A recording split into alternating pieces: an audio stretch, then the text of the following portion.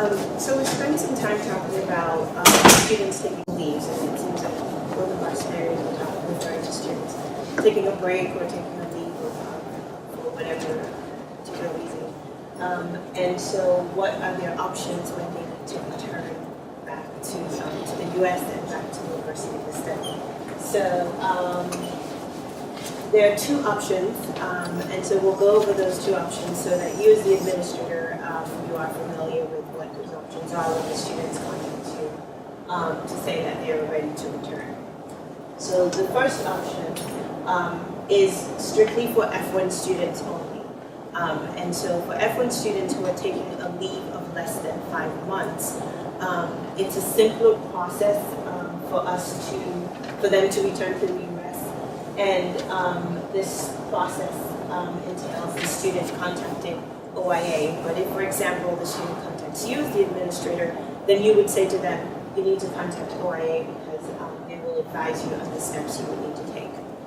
And if it's for less than 5 months, so for example, if a student takes a leave in autumn quarter and they're returning in winter in January, then they should contact us at least 2 months before they plan to return so that we can reactivate their record. So as Donna mentioned, the early withdrawal will require, the early authorized withdrawal will require us to terminate their record. It's a very harsh word, but it has a negative implication. So the way that we have to reactivate that record is to contact the CBIS help desk, and they need some time to do that. It's a very simple process on their end, but for whatever reason, it can take up to 2 months for them to do so. So they should contact us as soon as they are aware, at least 2 months before they plan to return. And then we contact the CBIS help desk and we wait for confirmation that the reactivation has been processed. And we will then inform the student that the record is now active, you're ready to come back, and you can travel into the country. And so for a leave of less than 5 months, the student can actually return with the same I-20. They just have to make sure that there is a valid travel signature on page 3 of the I-20. And they can also return with the same visa. So they can return with the same visa and use those same travel documents. The reason that's the case is because for leave of less than 5 months, the student essentially is using the same record. We're not creating a new CBIS record. They're coming on that same record. We just simply reactivated it by working with the CBIS help desk to do so. So the benefits of a short leave, and again, before students make a decision to take a leave or not to take one, these are some of the things to consider, and Donna went over some of those things. But the benefits of a short leave, so taking a quarter as opposed to maybe 2 quarters, is that the time that the students have accrued on the time accrued for CPT and OPT can be regained. So that's not time lost. And so it's beneficial for them to come back, and if they need to graduate that quarter and they have time, they can apply for OPT. Or if they need to apply for summer internship and they have accrued time for CPT, they can do that. So that's a huge benefit of taking less than 5 months. And then again, it's the same record, the same I-20, the same visa, so they just simply come back in the country. Any questions? All right, so then the opposite of that is the student taking a longer leave of 5 months or more. And also all J students who have been on a leave, whether it's 5 months or less, would fall under this category. So for F-1 students, there's 2 options, but for J-1, they'll fall under this category, whether it's for 1 month or not. So for students taking a leave of 5 months, there is a longer process, and that's why we say that the student should contact us 3 to 4 months before they return.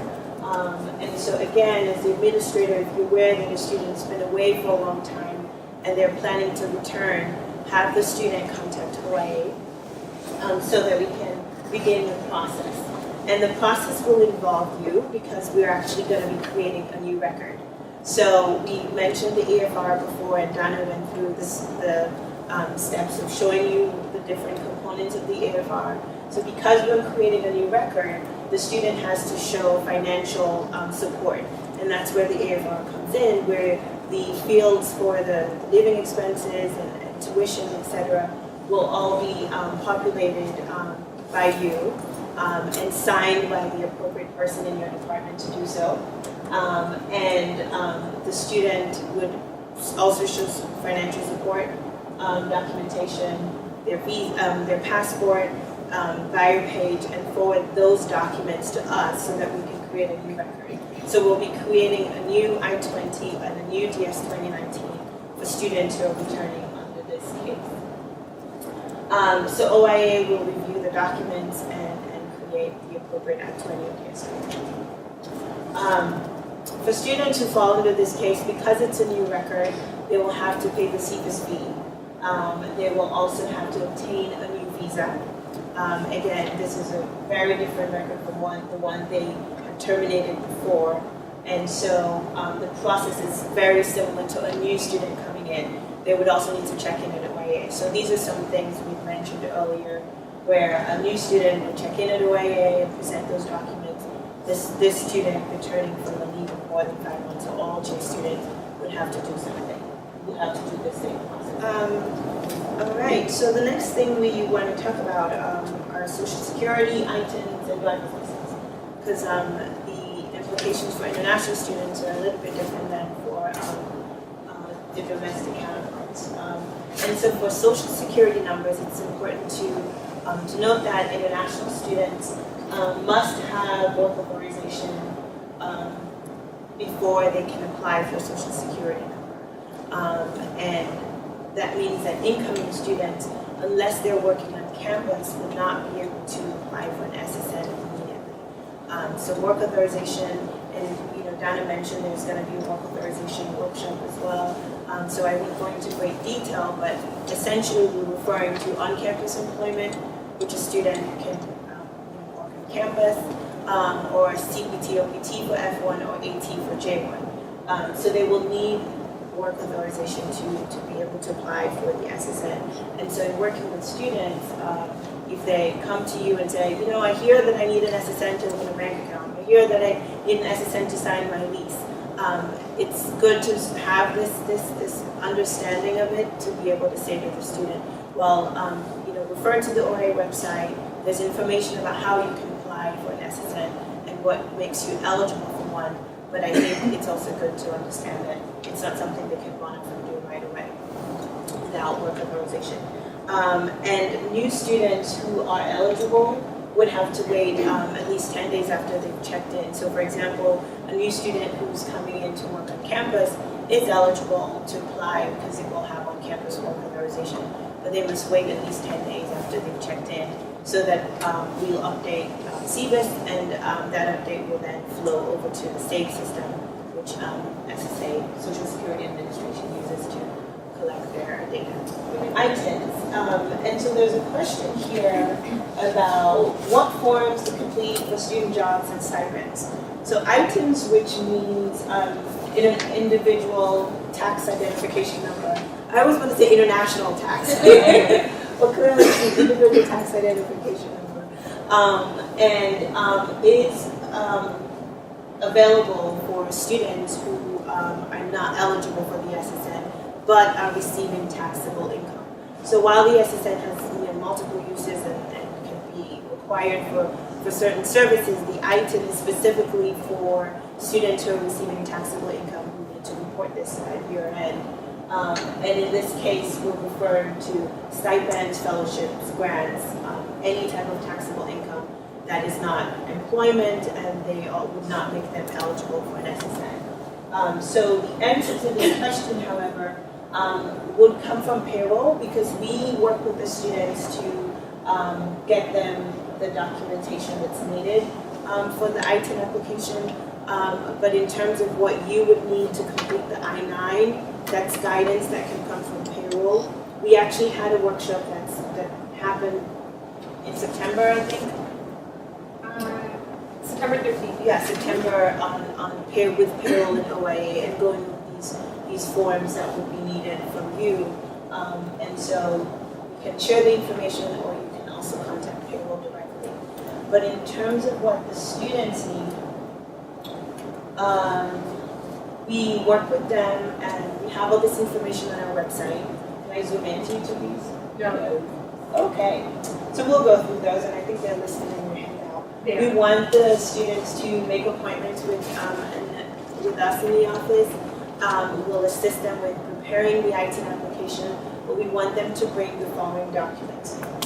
So we want them to bring the ITIN information sheet, so they will complete the top section there, and copies, the original passport, and we will make the copies. So they bring their passport, we make a copy of the bio page, the visa page.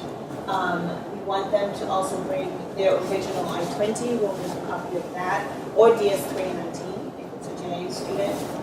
We also want them to bring a completed W-7. So we have very clear instructions for all of these items because we know that it can be a very confusing form and they may not really understand what they need to complete. So we have detailed instructions on our website for each of these items and they sign the bottom and bring the completed form to us. And also we need a letter stating that they're receiving a stipend, a fellowship or grant that comes from their unit. And so it can also be an email that has your department information, also the university's information on there. It isn't necessarily to be a full letter. So with all of these items, the student makes an appointment in our office and we assist them with the process. We actually take care of the mailing of the documents to the IRS, and once the ITIN has been assigned, we will contact the student and let them know that we've received their approved ITIN, and they can proceed. And I believe they contact you, and you would then proceed and contact payroll with that information. All right. So driver's license. Again, international students have certain requirements in terms of applying for the driver's license, and so. We're here to give you the information so that when you meet with students and they ask you about these things, you have the understanding. So again, it's not something they may necessarily be eligible for immediately once they come in, even though it's something they would like. With the driver's license, again, a social security is required to apply for the driver's license, and for the social security, what is required? Right, exactly. So they need to meet the requirement for the SSN to then be able to meet the requirement for the driver's license. So that's for a regular state ID or Illinois driver's license. The good thing, however, is that there is provision for students without the SSN to be able to apply for a temporary driver's license in Illinois. So if they have the SSN, they can go to the DMV. If that's still happening with the shutdown, I'm not sure, but yeah, it's eBay, so maybe they can do this. They can go apply without the SSN. They're eligible for a temporary driver's license, and they would need to get a letter from SSA stating that they're not eligible for the SSN, and take that letter to apply for the temporary driver's license. So, it's a lot of back and forth, but thankfully we're the hub of information and we can disseminate that accordingly and guide students and assist with that process. And there's also an option for students from certain countries to actually use their international driver's license to drive in Illinois. So the information is in the rules of the road. I think it's on page 3 of that. We have the information on our website again, so we want you to direct students to our website so that they have the accurate information and not just go by hearsay or what their friends are doing or things like that. So we want you to please direct them to our website so that they can get the information, or to their OIA advisor. So, if hypothetically the federal government were working, Is what? if the government were working, how long does it usually take to get to that? I think it's right there. Yeah, they have to ask for it sometimes. Yeah. And sometimes they don't issue it, but they don't just give it to them. So they have to make sure that they ask for it. Yeah. We've come to sort of the end of our training today, and we hope that you found it very informative and very useful as you work with students. And we want you to know that we're here to support you as administrators, and also to, as we render services to students, we also are there to support them as well. And we want to sort of review this chart, or the information about the type of support we provide to our international community and to the university, because we work with administrators as well. So on one hand, there's all the immigration information where we're the experts, and we study that extensively. We study regulations, we study laws and all that information, so that we can break it down and disseminate it accordingly. And we do so by having workshops for students. So Daniel mentioned that in the same way we have a list of administrator training, we have similar trainings and workshops for students as well. So we have OPT workshops for students. We have we provide administrative support, such as what we've done today. And we, in the office, are designated advisors for units, and so we become very familiar with each of the units, what their needs are, understand the student population, understand what the administrative needs are for those units, and then work accordingly. And so we can be very creative, we can come up with solutions to assist our students and to also assist you. And we have orientation, and so orientation, this year we were able to put that online and have students take it, even before they come to the U.S. And so we provide all this support on the immigration side. The next pillar of support is personal and cultural support. And so as international students, we understand that they come from different cultures and backgrounds, and are in a foreign country where they want to learn about the U.S. culture and acclimate and adjust to that. And so we work with multiple units and offices and departments to collaborate and have events and host programs. There's social programming, there's the coffee hour workshops and socials, where we go over things like, working with the DMV for driver's license, preparing them for winter in Chicago. And so there are a calendar, year-long events that we offer and offer to students and to the community. And we've also strengthened our student voice, and so we have ways to hear back from students and find out what their needs are. We have our International Student Advisory Board. One of our advisors works directly with the board to get feedback on what the needs and the concerns are from students. And we also have forums where we invite groups of students to come together and share with us where they are, what their concerns are.